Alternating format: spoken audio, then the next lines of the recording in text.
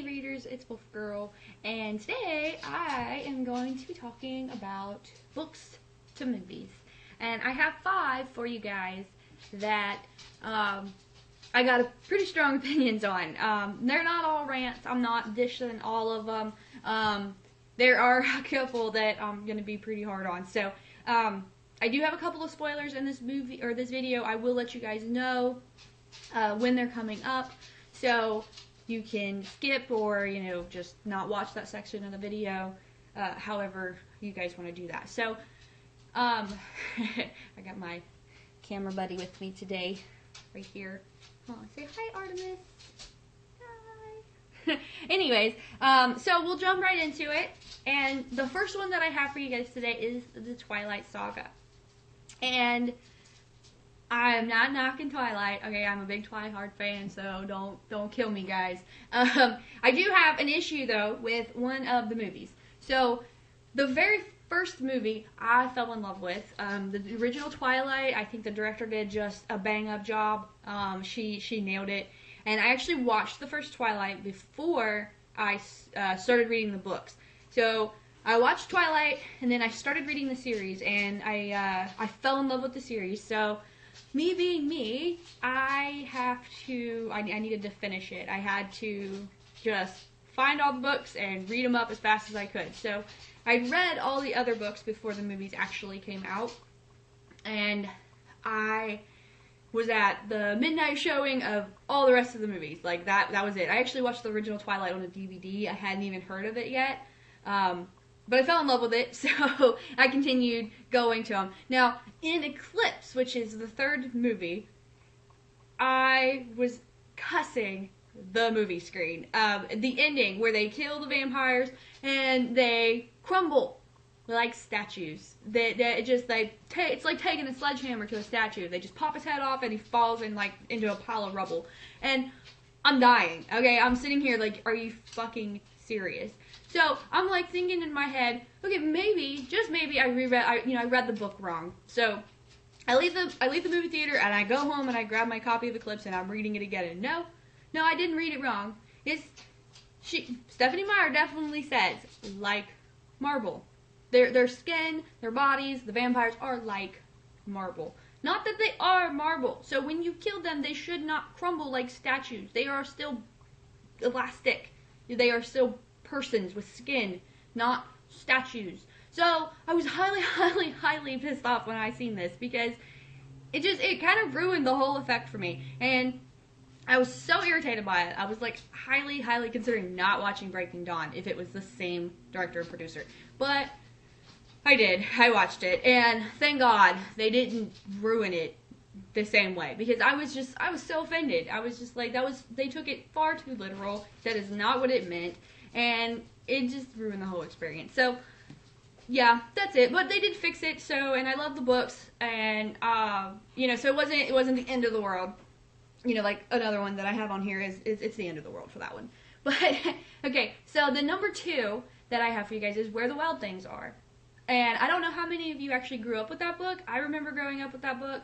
I can't remember if it was read to me or if I read it. But I remember loving the book. It was so fantastic, and I remember when I was little, it was just like, oh, I want to go where the wild things are. I want to be out in those woods and experience all this. And then they decided to make the movie when I was an adult, and I was just like, oh, this is so cool. And I have a younger daughter, so I was like, this is going to be great. I'm going to be able to show her, because we've read the books together before.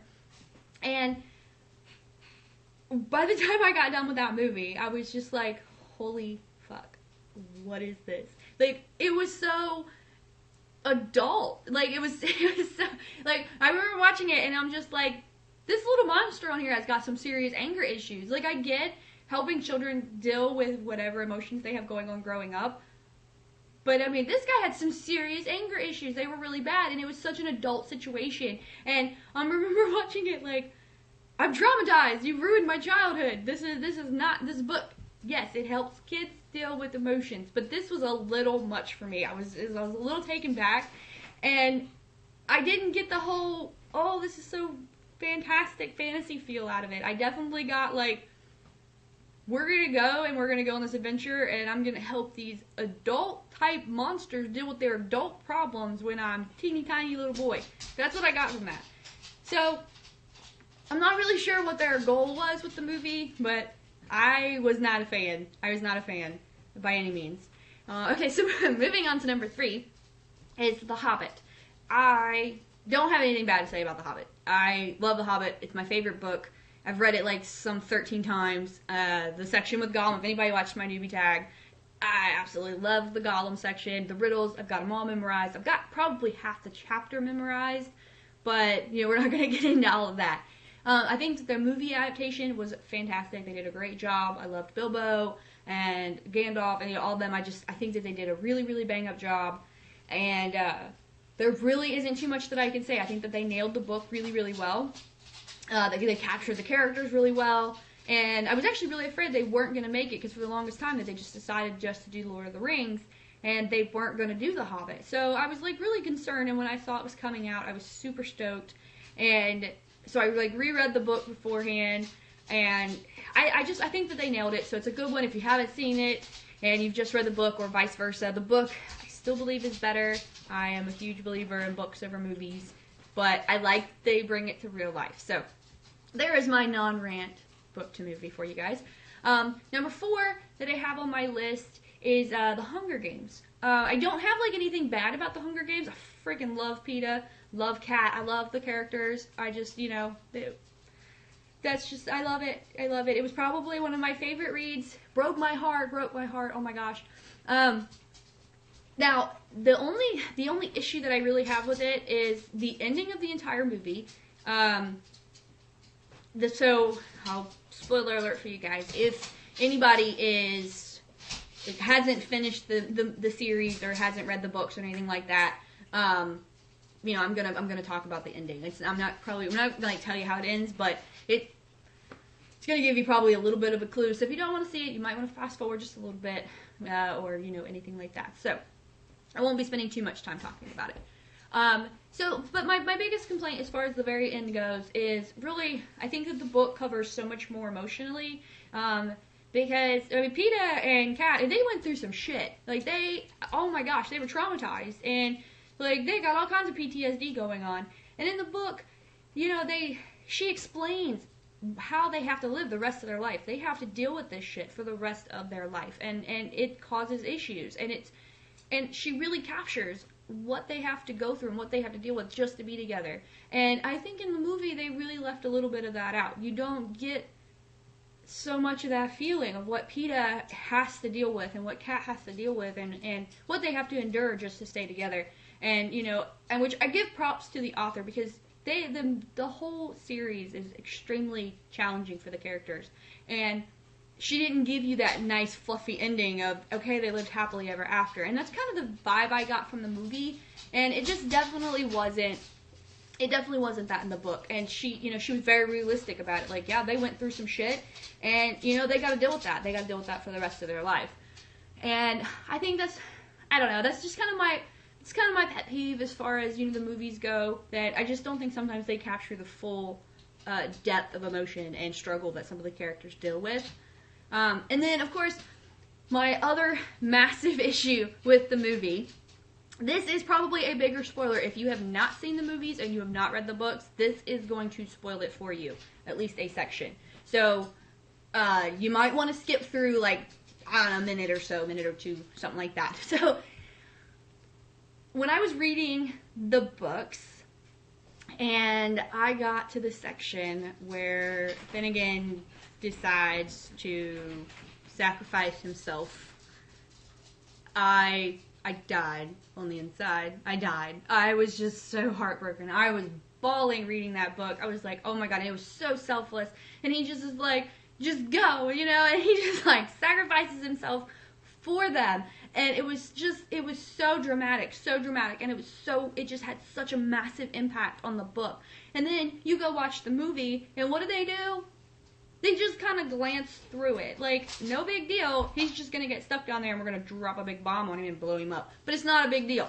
Like, I just did not get that emotionally attached to it in the movie. And I was so, like, the whole rest of that movie, I was sitting there going, I was like, what the hell? And I was so stuck on that part that I kind of just really didn't pay attention to the rest of the movie, because I was just like, this was supposed to be so emotional and so dramatic, and it was such a big scene in the book, and I just did not feel that they touched base on that very well in the movie at all.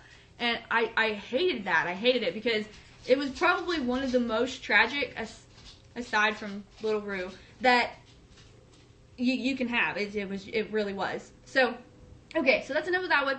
On to my last one. This is number 5, and this is probably the biggest rant I'm gonna have, and I hated this movie. So if you guys like it, oh, and I might as well should have probably just said spoiler alert for the rest of the video, because it is Harry Potter and the Half-Blood Prince. Now, if you guys have not read the books, or if you have not seen the movies, I am going to be spoiling the shit out of this. So I suggest you not watch the rest of the videos if you don't want to know what happens in the book or the movies, if you haven't gotten that far or anything like that. So I'll give you 3, 2, 1. Okay, I'm going to start spoiling it for you.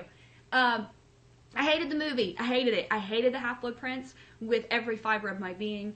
I grew up with Harry Potter. I was one of those lucky people who was, it came out when I was young, and I got to grow with the characters, Ron, Harry, Hermione. It was my childhood. Every Christmas, my family would go to the theaters to watch it when it got released, so it was kind of like a tradition. So when it ended, I was devastated, and my childhood ended with it. So, but I started reading the books after I started watching the movies. I had actually gotten to the movie, I believe it was The Prisoner of Azkaban is when I actually started reading the books. So I went back and I started with The Sorcerer's Stone. And it was hard for me to get through both of those books because they were definitely geared towards that younger audience. And I was a little older at the time, so it made it a little hard for me to really just dig in. And the Chamber of Secrets isn't exactly my favorite anyways. It's not my favorite book, and it's not my favorite movie. I don't know why. It's just personal preference on that. Nothing wrong with the book or movie itself. So I started reading, and of course, me being me, I can't pick up a series and not finish it. So I just flew through the books. Literally, I just devoured them, and I had to know how it ends. I have to know. I have to figure out what happens. So I go through them, and I'm reading these books, and so I already know everything that's going on. And when I finally get to watch the movie of the Half-Blood Prince, I was actually super, super stoked about it. It's one of my favorite books because you get so much relationship building, and you get so much history and detail and background in that book. So when I went to the movie theaters to watch it, I was so hyped, and halfway through, I'm cussing the screen. I'm sitting there, I'm so angry, I'm so mad, and I was hating on that movie before it even ended. And they never redeemed themselves. There's no redeeming qualities, because in the book, you get the relationships between Dumbledore and Harry. You get so much relationship building. They go memory diving in like a solid third of the book. Like, that's a chunk of the book. And they only do it in the movie, I think, 2 or 3 times. And it's not even that important. Like, they're not even some of the key memories to me, that in my personal opinion. And then you also get like the entire background of Voldemort in that book. You get his parents, you get where he grew up, you get how he grew up, and why he is the way he is. I mean, you get so much. You really get to get on his level and understand why he is as insane as he is, why he is this monster, and what drove him to make the choices that he did. And it's so important to me because you have to be able to feel for the villain. You have to have some kind of understanding, I think, to make a good villain. You need to know what makes them tick, in my opinion. Maybe it's just me, but that's just how I feel about it. So when I was sitting there watching the movie, and the only thing they put in the movie is love scenes between the characters, I was dying. I hated it. I was like, they should have split it. They should have split it into 2, because there's so much information. It's not even that big of a book, but there's so much information in it. And it's all, I believe, really, really important. It just builds that why factor of why does Dumbledore do what he does? Why does Harry feel about Dumbledore the way he feels? And why is Voldemort such a psychopath? Like, it gives you the answers to that. And they didn't touch base on anything in Voldemort's history. I think that they make a reference to his mom or to the village that he grew up in, but that's about it. You don't get to go back in those memories and find out like how he got his ring and who his mom was and oh my god, it was miserable. It was so miserable. I was like, why are they leaving out so much? Because the people around me who didn't read the books and only watched the movies, they have no fucking clue what I'm talking about when I talk to them about the book. And it's like, that's part of the story too. You can't just base it on the movies. The books came first. I'm sorry, that's just how it works. And so by the time I got to the ending of it, I was so disappointed in the movie that I just hate it. I hated it. Yeah, I can't even watch. I've watched it one other time after that just to give it a second shot because we were trying to do like a marathon thing with the kids. And through the whole movie, everybody's telling me to shut up because I'm just still bitching the second time I watch it. I'm just like, this is so fucking stupid. I can't believe they left this out. Like the whole time. So I was not fun to watch it with by any means. So if you have not watched the movie and you didn't mind getting big spoilers, I guess it wasn't too much of a spoiler. I didn't tell you really how it ends or anything. So I guess it wasn't too hateful. But, you know, if you haven't read the book and you've watched the movie, I highly recommend reading at least the Half-Blood Prince. If you don't want to read the rest of the series, then it's not as much of a necessity. You get a little bit more information, obviously, from the books than you do the movie. And that's just, I think, in general, because you just get more time with the characters in the books. But that is one book that I think that you need to read to fully understand the entire series, even if you're just watching the movie. So that is my rant on books to movies. I hope you guys enjoyed it. If you did, please like the video. Give me some comments. Let me know how you feel. I really want to know if there's other people out there who think the same thing about Half-Blood Prince. You know, and maybe I missed something, and, you know, hey, feel free to let me know, because I would love to love that movie. I just can't right now. I can't. It's not in me by any means. So, anyways, I hope that you guys enjoyed it again, and I guess I'll catch you next time. Have a good one.